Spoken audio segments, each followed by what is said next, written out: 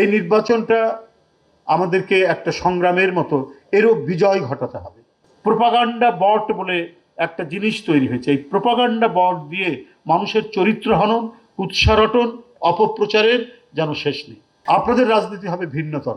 আপনাদেরকে সবাই সান্নিধ্য পাওয়ার জন্য আসবেন এবং আপনারা যে অনুষ্ঠানগুলি করবেন সেখানে মানে এদেশের জাতীয়তাবাদী শক্তির অন্যান্য যারা রয়েছেন, যারা সরাসরি সংগঠন করেন, রাজনীতি করেন, তারা আসবেন অনেকটা মনের প্রশান্তির জন্য।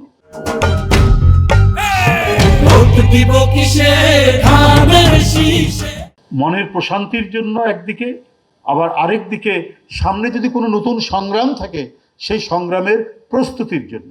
এখন আমাদের সংগ্রাম কি? সামনে নির্বাচন। এই নির্বাচনটা আমাদেরকে একটা সংগ্রামের মতো এরও বিজয় ঘটাতে হবে। কারণ চারিদিকে নানা চক্রান্ত, ষড়যন্ত্র, অপপ্রচার, মিথ্যাচার এবং আজকে প্রযুক্তির মাধ্যমে প্রোপাগান্ডা বট বলে একটা জিনিস তৈরি হয়েছে। এই প্রোপাগান্ডা বট দিয়ে মানুষের চরিত্র হনন, কুৎসারটন, অপপ্রচারের যেন শেষ নেই।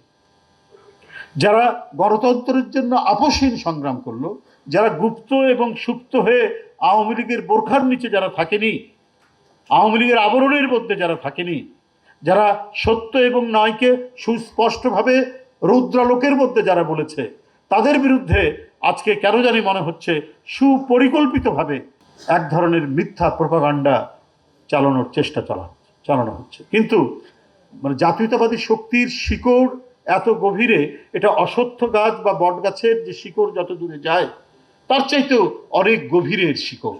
এই শিকড়কে অপপ্রচার দিয়ে, মিথ্যার কোনো ঝলকানি দিয়ে এটিকে ঢেকে রাখা যাবে না, এটাকে নুইয়ে ফেলা যাবে না। এটা একেবারে সোজা মেরুদণ্ড নিয়ে এ দাঁড়িয়ে থাকবে। আর এই কারণে মূল দায়িত্বটা পালন করতে হবে এই সমস্ত কুৎসা অপপ্রচারের বিরুদ্ধে।